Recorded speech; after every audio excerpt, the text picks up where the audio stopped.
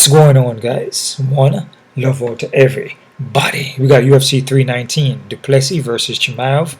Predictions breakdown here, guys, over there in Chicago. 6 p.m. card, pay-per-view, 13 fights on the card. Before I get started, hit the thumbs up button. Also subscribe to his channel. Also check out my Patreon.com for my official predictions and prop plays. You can also donate to my PayPal account and also check out Wayne Gitchy for more health and wellness. All the links will be down below. You want to change the way you eat, change your lifestyle, exercises to heal the body, foods to heal the body. You can check out Wayne Gitchy. All the links will be down below, guys. 13 fights on this card. Let's get it. A couple guys fell off. 2 guys fell off. King Green fell off the card.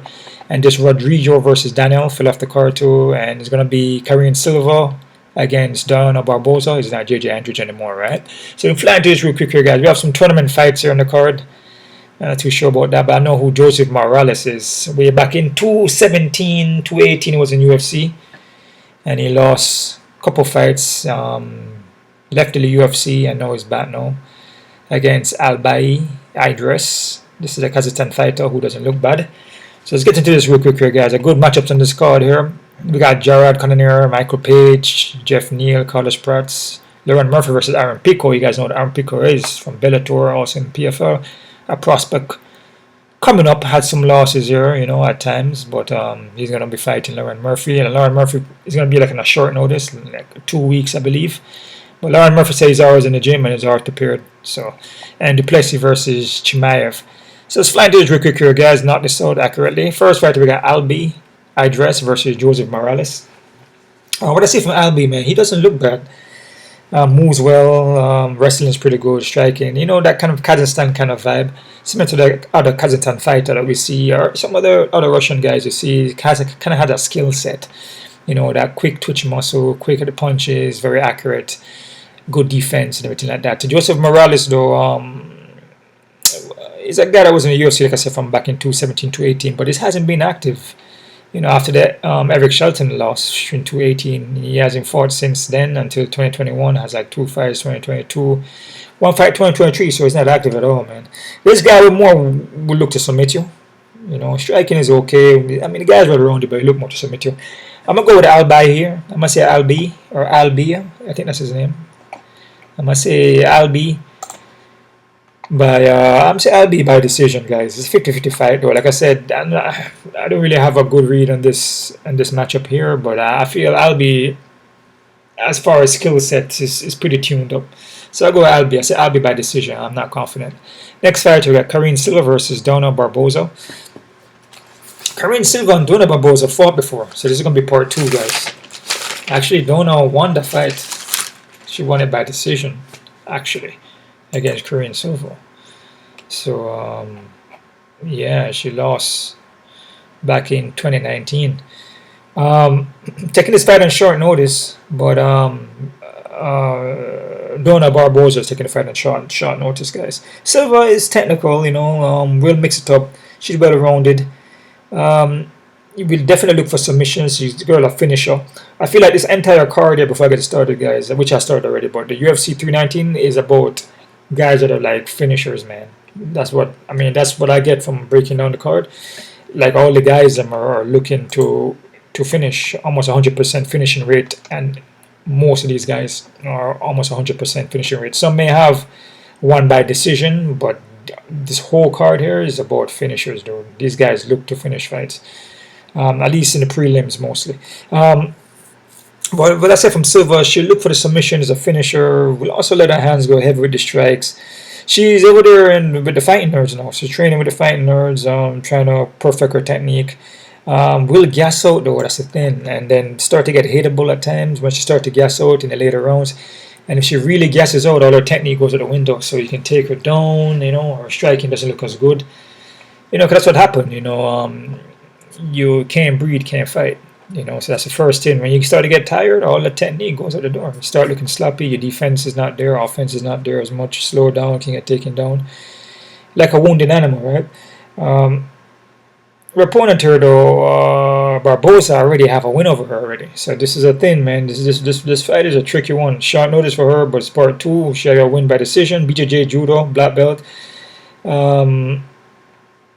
I mean, she looks for the ground too, man, and her striking is a little bit more fine-tuned, you know, from my opinion. I feel she moves better, she's more athletic, more light on the foot.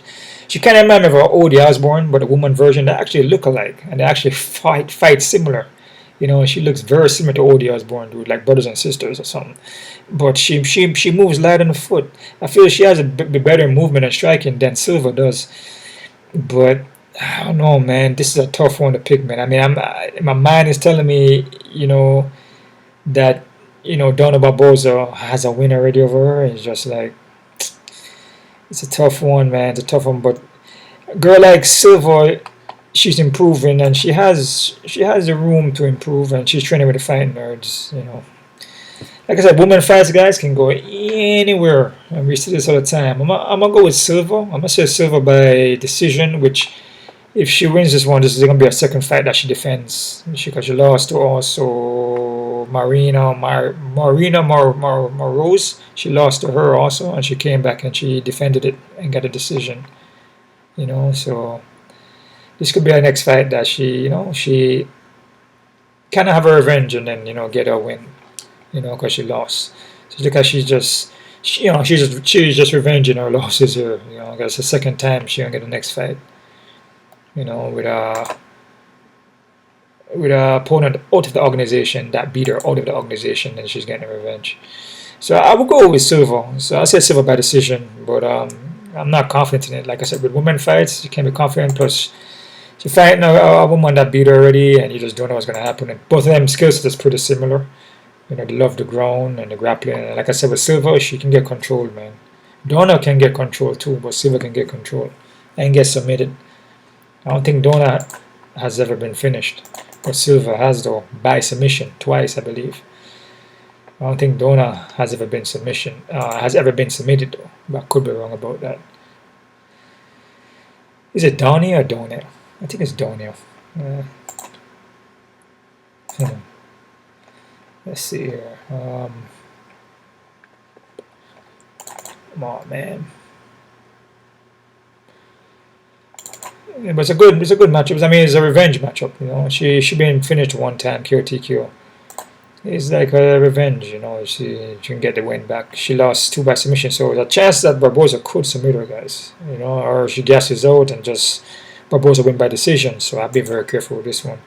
I'm gonna say Silva by decision, though, guys, but not confident. Next fighter, we got Nelson Razobov versus Brian Battle. Nelson here, this guy's pretty technical, man. Skill in the foot, skill on the ground, with the submissions, but can get put on his back, and he can stay on his back for a while, man. Will gas out in later rounds and will drop the ball. This guy again is like a first round finisher guy. All of the first round. When I mentioned that this card is about guys with 100% finishing rates, this is one of the guys here, man. Also, Silva is one of the women too. This guy is skilled, man. You can't sleep on him. This guy is 36-9-2. His opponent, though, Brian Battle. The thing about Brian Battle here, Brian Battle is going to put a pressure on him. Brian Battle has a dog in him, man, and grinding, and we'll just walk through the fire. We'll just eat a shot, and he's durable and keep coming forward. And a guy like Razovov will slow down. And when he slows down, his power is not there as much. That's why he sees a first round finisher. Once he slows down, he may can catch in a second, but then his power is not so evident. Brian Battle has to be careful in the first round with Norsitan, because Norsitan will catch him. Your face not meant to get hit, so eventually after a while, that one shot is going to take you out eventually. You keep getting hit to the head consistently like that. So this is a for me, it's a tricky one, and I must say Brian Battle, just because I feel like he can go through the fire and then later rounds put up a high pace, kind of bring Razovov into deep water, just with the pressure, like what he did to what the dude named Brown. We did to Randy Brown. So I'll go Brian Battle by decision, but I'm not confident, guys, because he's fighting a technical skill guy. Brian Battle is skilled, but Norsitan is a very, very high level guy, man. Skill.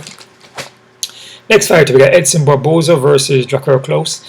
This one's the next tricky one here. We know with Edson Barboza, it's not active. I mean, hasn't been active. You know, fight maybe like once a year. If 2024 hasn't fought 2025 yet, 2 times 2023.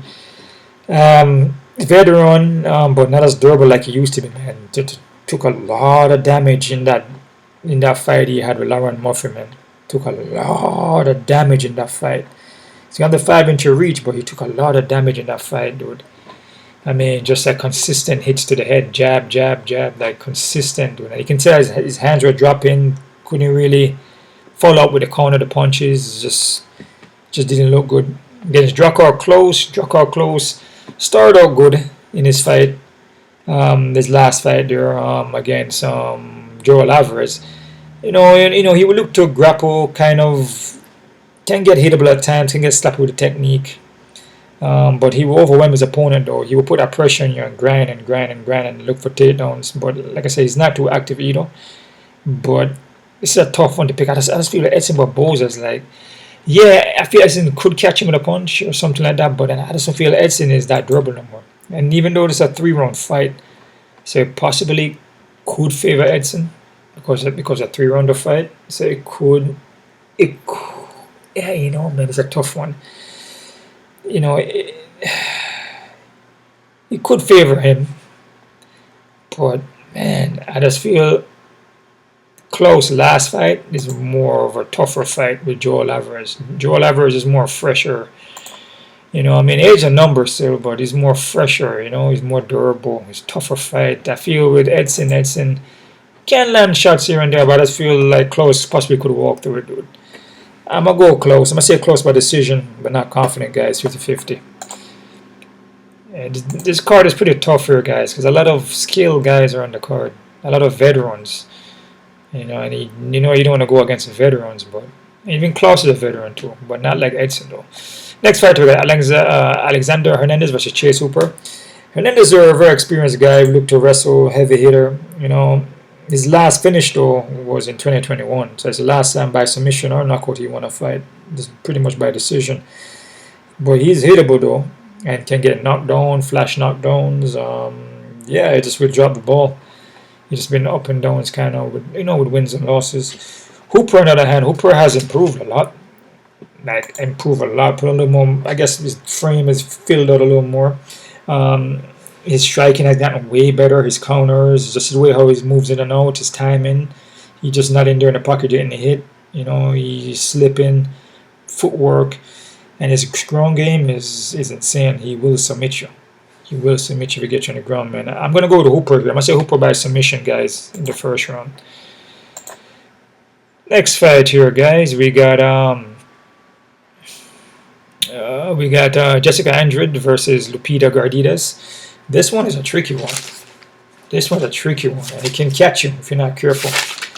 You know, Jéssica fights at different weight classes. I believe she fights at 3 different weight classes, right? I think she fights at 115, 125, and 135, right? But this is her fight at 115. And usually when she fights at 115, she dominates. She destroys women at 115, dude. 125, not so much. She fights at 135 also. But 125, not so much.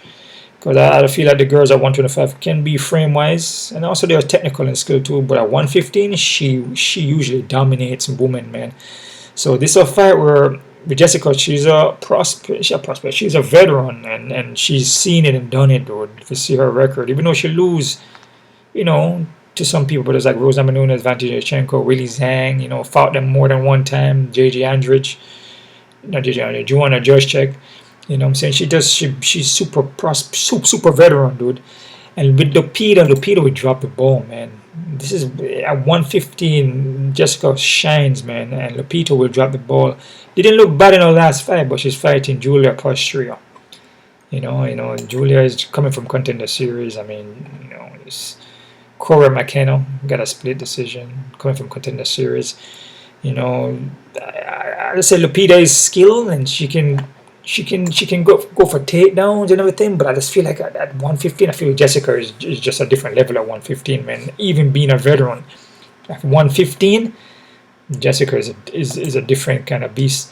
And like I said, with Lupita, she's good and everything like that, but I feel Jéssica is gonna sprawl on them takedowns, possibly even catch Lupita and finish her, I think. strong possibility.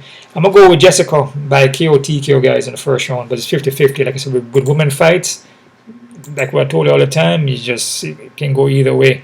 But I like Jéssica in that one. Next fighter, we got GM3 versus Michał Oleksiejczuk. GM3 here, you know, the same thing. You know, he just wants to finish it by submission. You know, as a whole lot by submission. You know. Let me see here. What is this? What am I? Oh no, there. Let's see. Give me 1 second here, guys. Oh man, okay. I'm kind of missing a fight. Actually, I'm not really missing a fight here, guys. I see what's happening here.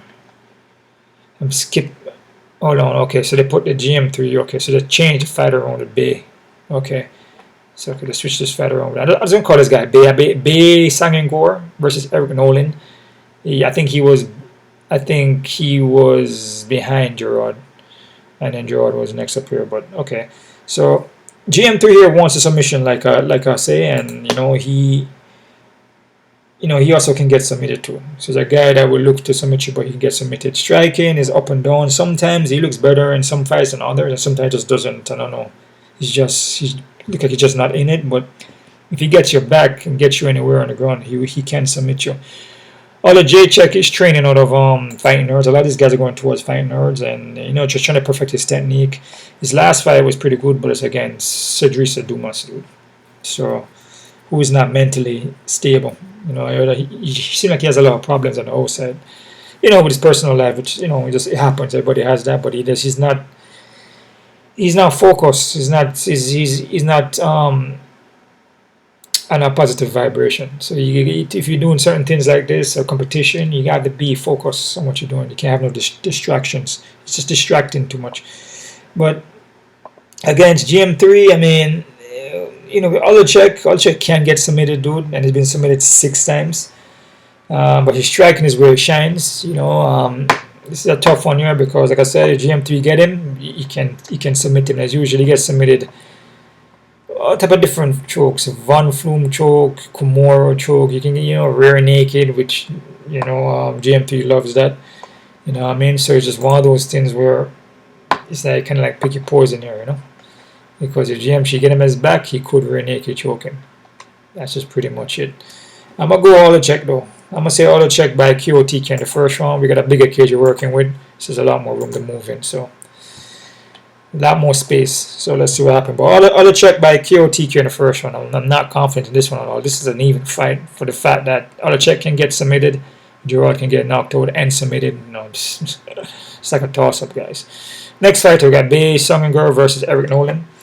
Bay here, KO finishes only won by decision. Like I said, this card is based on guys that are finisher. Even GM3 and Oleksiejczuk, but GM3 more usually going to finish his fights. But Bay here doesn't look bad. To me, he seems like a more skill guy here, more all around skill guy. With Eric here, let me see here. He can get flat-footed in front of you, can get touched up a little bit. Yeah, he seems to have a heavy hand on him too. So his overhands, heavy, but he can get touched up in the fight. And what I see from Bay, I just feel Bay is a better fighter. So it's one of these fights that just kind of, I don't know if there's a story on the card, but I don't know. I guess this guy here is Kamazat Chimaev. These guys are teammates.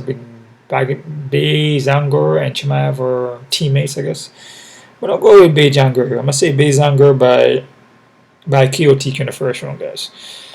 Next fight, we got Tim Elliott versus Kaya Asakura.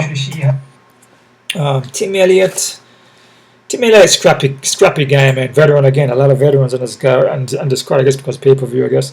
Scrappy guy, well-rounded. Unorthodox striking. Will look to grind, wrestle, take you down, look for submissions. Against Kaya is pretty good fighter, man. He's quick, his corner strikes well-rounded, but he's hittable at times. He more usually fights in a boxing ring, and he actually said that. So he doesn't have that much cage experience, which can be an issue, dude. You know, you don't have the cage experience, can't play a factor, even though he does have the skills. But it's a fight where I feel that Tim Elliott can win, so you gotta be careful with this one.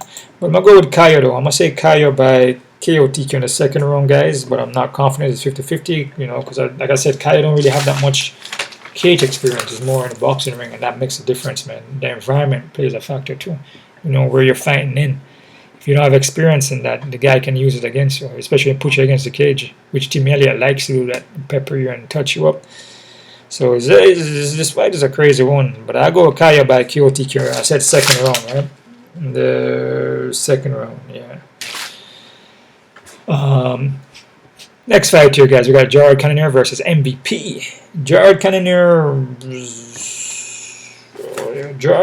is a raw dude, man. Raw dude, pack power, gritty, walks it down, durable. He could take on MVP. This guy is a veteran. He's skilled everywhere. Not gonna be the quicker fighter here though. Michael Page gonna be the way quicker fighter with the movement, striking, precision, footwork. Improved ground game, improved in the clinch work against the cage. His timing, everything is on point, man. And I feel like Page is a more quicker guy here. In and out movement. I feel he could touch up Gerard and his 3-round for an MVP decision win. Again, Gerard could come in here and get him down. You just never know. Score a takedown around and pull off a win like that. So it's a fight where I still be careful. And Gerard possibly could even catch him. Anything is possible in this game. And even though MVP is on the outside moving around, that's his style is to hit and not get hit. You know, the touch and go kind of vibe. But I'll go Page. I said Page by decision, guys, but I'm not confident. Next fight, we got Geoff Neal versus Carlos Prates. This one is a tricky one. Geoff Neal wants to box, man. This guy's a pretty good boxer. His hands are pretty sharp, sniper light, pack power, experience. That's the key factor. But not just only have experience and just like you're just not as good anymore, but your experience. You don't have the skills anymore. You know, his skills can fade you. But he can split decisions against Ian Garry, you know, fought Romanov, you know, took it to third. Was giving Romanov little problems here and there slightly, you know, lose to Neil Marin, Stephen Thomas. So this guy doesn't really lose to like just anybody, and you can tell his record. He's fought some tough guys, right? Carlos here, yeah, he fought some tough guys here and there, but you know, Ian Garry lost a decision. Just, I think he dominated Ian Garry. He dominated Prates in that fight. Neil Manny he beat with the left hook. This guy here is like I said, is a guy who comes in there and finishes fights. Like I said, this card's about the fighters coming in and finishing the fights quick. So I don't know, man. I feel that Prates, like Carlos Prates, 3-inch reach, you know, technical striker, his takedowns. He doesn't really push takedowns as much, but he can get taken down. Will also gas out in later rounds. You know, sharp with the technique and everything coming from fighting nerds. But I see little holes here and there, especially when he fights the more experienced guys. I don't know. I just feel Neil here. I just feel Neil seen it and you know and fought tough competition. I just feel like from what I see from Carlos, you know, like he's skilled if he can finish you real quick, but I don't think he's gonna finish Neil in the first round, dude. So it's gonna be a fight that's gonna prolong. I have to go with Neil. I'm gonna say Geoff Neal by decision, guys. All right. Co-main event here, we got Lerone Murphy versus Aaron Pico. This is a tough one, man. And Murphy taking this fight on short notice, like a 2 weeks notice, man. This fight here is one of them fights where, man, it can go either way. In my opinion, I feel it's an even fight. I mean, Pico is skilled, man. You know, but the thing about Aaron Pico is fight IQ is not that great. That's an issue against Lerone Murphy fight IQ. Lerone Murphy has a good fight IQ, and also next thing I noticed too is just overall like the competition. I feel Lerone Murphy fought tougher competition, dude. Way tougher competition than what Pico fought. I'm just putting it out there. I mean, I like Pico, and his skill everywhere, his wrestling, his boxing, his skill, but he hasn't really fought nobody, dude. Henry Corrales, Pedro Carvalho, lost to Jeremy Kennedy, who's in the UFC. Lost to Adam Burrows. Lost to Henry Corrales way back. Lost his first fight against Zach Freeman. He's good, but I think his IQ is not that good. You You know, I see he's getting better though on it. I mean, he's sharpening up his skills and not so, because before he used to go in there and just burst and just explode on you, try to finish you real quick. I mean, that was the way how he fights. You know, we're trying to get you out there quickly. You know, first round. He's trying to get you out there quickly. So, but it's one of those things where he can get caught too and get hurt on the foot. You know what I mean? And if he goes in there and rush Murphy like that, Murphy possibly could knock him out and catch him, man. Like I said, Murphy just have tougher competition. I feel Murphy is more athletic in the sense of like, I mean, Pico's athletic too, but I feel Murphy movement could give Pico problems too, and it's just the activity. I just don't feel Pico is that active dude. 24, 23. I don't feel like he's that active. I feel Lerone Murphy is just. He's just been out there grinding, bro. Danny Ige, Josh Emmett, Edson Barboza, Josh Calabello, Gabriel Santos. I mean, Gabriel Santos is a tough freaking dude, bro. Gabriel Santos is a tough dude, man. Tough dude. You know, I just feel that he's like, you know, Murphy just been fighting tougher competition, dude. And I take anything from Pico, and I said Pico can't come in here and win. But man, and Murphy fight IQ is pretty good, dude. And that's one thing that I notice about Murphy that I like about Murphy is that his IQ. You know, when he's in there, he makes adjustments in the fly, dude. 3-round fight though, but I gotta go with Murphy, bro. I'm gonna say Murphy by decision, guys, but I'm not confident. I'm not saying that Pico can't win, but I just feel like, again, we're seeing Bellator guys come over to UFC and don't do as well, like Apache Mix. You know, even a Pitbull, which Pitbull got his second fight and looked good against Danny Gay, you know, but I just feel Lerone Murphy is just fighting tougher competition, is more active, the fight IQ, you know what I mean, the activity, you know. I gotta go with Murphy by decision, guys, but I'm not confident. To me, it's an even fight. Okay, main fight in the card here, guys. We got Dricus du Plessis versus Khamzat Chimaev. I was super cautious with that word, man. Chimaev, or I think that's how you pronounce it, right? Chimaev, or oh, actually it's Chimaev. I said Chimaev. It's Chimaev. All right, Chimaev. Du Plessis here. Du Plessis is a skilled dude, man. All around, well-rounded, wrestling, takedown defense. His ground game is pretty good. He's mentally tough, good fight IQ. So he looks sloppy in there though, but he makes it work for him. Very unorthodox. Fix his nose, so he says breathing is better. You know, this guy is showing it. He's defending, you know, his belt. You know, he's in there pulling off wins and defending the belt. You know what I'm saying? So, what is this? This is gonna be his fourth defense, right? 5-round fight. You know, but fights like this, man. A guy like Chimaev. Chimaev is not too active, but when he goes in there, you know, he finishes the fights. He beat Robert Whittaker, man. He caught him, you know. Kamaru Usman, if that was a 5-round fight, Kamaru Usman would have won that fight, I feel. Because Chimaev was getting tired in that fight. In the second, third round, you can tell that Chimaev was very tired. Kevin Holland, Kevin Holland can get submitted, man. Gilbert Burns, some people say that was kind of a robbery, that Burns won that fight. So it was a very close fight, dude. So, and Jingaling is like not the same, and Gerard Marchand, you know, these guys here are just, you know, they're pretty much, depending on who they fight, you know that they're gonna lose. So, you know, the guy, you know, is skilled, but I feel like he's physically strong, you know. He would definitely look for submission, definitely shoot. He's got fast shot, double single leg across the cage, quick on it. But I don't know. I feel like experience-wise, I feel like Du Plessis just, you know, just have a lot of rounds and just go 5 rounds and just has a condition and a cardio. I feel that Chimaev gonna need that first round finish. If fight prolongs, Du Plessis will win. 5-round fight, I feel Chimaev gonna need a knockout or submission first. But I'm gonna go with Du Plessis, man. Yeah, I'm gonna go with the Plessis. I'm gonna say the Plessis by decision, man. I was never too high on Chimaev, you know. Even though I think he's good, I think he's decent. But I see like, you know, conditioning issues, cardio. I see some fights where he should have lost.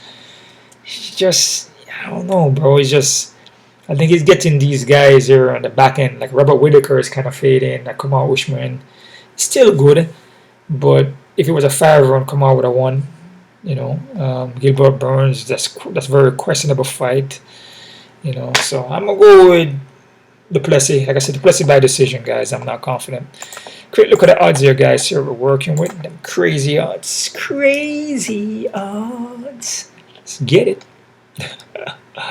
Just having fun here, guys. You gotta have fun with it. If you're not having fun, man, then you're not living, baby. Just get it.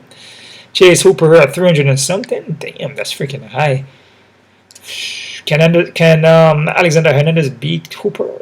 Possible, but more like a puncher's chance. Odds are high though, but I still like Hooper. Loopy and Jessica. Loopy at the favorite. I disagree. This is an even fight. I like Jessica for this one. Jessica 115. She looks good at 115. Yep. And then Loopy will drop the ball. So she will drop the ball, dude. So yeah. Oleksiejczuk and Merchant. Oleksiejczuk at 240. I disagree. It's an even fight. Merchant could submit Michał Oleksiejczuk. When you look at these odds, man, you're like, what the hell? GM3 and Michał Oleksiejczuk. GM3 can submit him. So be careful with that one. It shouldn't be Michał Oleksiejczuk at negative 240 though. No way, man. This big guy here versus Eric Nolan or Baysangur. Yeah, I guess so, it's high as hell, but like I said, these guys, I don't know much about them too much. But from what I see in his skill, but I wouldn't mess around with that. Odds like that, you leave alone, man. Kai Askar and Tim Elliott. Kai at 300 or something. I'll be careful with that because Tim Elliott sometimes will upset big time. You know, like I said, Kai is not used to being in the cage, dude. So I wouldn't mess with this too much, man. Be careful with this one. MVP and Gerard. MVP at 200 and something. I can see that for the movement. Precision timing, but Gerard is still got it. You know, he still poses a threat coming forward, power hand. He will probably go for takedowns. You know, it just depends. You know, but it's kind of hard to catch Page. So I don't disagree too much, but still be careful. Carlos Prates at 206 or something. I disagree with that one, man. Geoff Neal is a dangerous dude, and he can upset the odds looking like that. I like Geoff Neal. Like I said, Carlos Pratt still got little holes, man. Maybe he can work on it. You know, maybe he is, but against Geoff Neal, I don't know, man. This to me is an even fight. So I wouldn't have Carlos Pratt at 260 something. No way, dude. You know, especially if he doesn't get that finish in the first round. Aaron Pico at 170. I disagree with that again. Lerone Murphy faced tougher competition, better fight IQ. Yeah, Aaron Pico hasn't fought nobody. Skilled kid, has all attributes, all the tools to win, but he ain't fight nobody though. Lerone Murphy friggin' did his share, man. Took his beating and fight tough guys. Aaron Pico hasn't done that. Hasn't fight nobody tough. When the guys that he lose against a loss, he shouldn't really be losing to those guys in the first place. And also next thing, he's not active. So this is an even fight. Du Plessis and Chimaev. I keep messing on them. And Chimaev 260 something. No, disagree with that. Plessis been active. Chimaev is not active. You know, the competition. You know, Chimaev has fought some guys too, but I feel Plessis defend the belt numerous times, and it just shows that, you know, Plessis can carry a fight. Cardio better, the conditioning, you know, there's not much holes with Plessis, you see. He can get hittable at times, but, you know, he cover all ends. You know, with Chimaev, he will gas out. He will fade as the fight go along. And if he have a hard time, he will get a couple shots on you real quick and submit you or whatever he can do real quick. But as a fight go on, those takedowns is not the same. Gets tired. I'm liking the Plessis, but play at your own risk. Whatever you do, man, it is what it is, man. So that's it right there, guys. One love out to everybody. let's get this, man. Just make it happen. Whatever you want to work on, whatever you put your mind to, whatever you pay attention to will manifest. So be careful what you're paying attention to. This is something that happened to me all the time. You know, I can do this all the time. Whatever you want to manifest, whatever you're paying attention to, you will take what you're paying attention to, put it in your thought process, and then once you sort of think about it, then it start to manifest. So be careful. Always keep a focus on positive things and things that you're working on to uplift yourself mentally, spiritually, and physically. You know, stay away from all the nonsense. You know, stay away from all the poisons. You know, and drugs and all these things. You know, just all the negative things. You know, and just keep love in your heart. If there's anything you're gonna do it with love. You know what I'm saying? Not hate. And be careful what you pay attention to. And careful where you put your energy, which is pretty much what you're paying attention to. Alright? And be careful what you're speaking also. Okay? So one love out to everybody. That's why I keep saying one love out to everybody. Alright? You guys keep on kicking. And we'll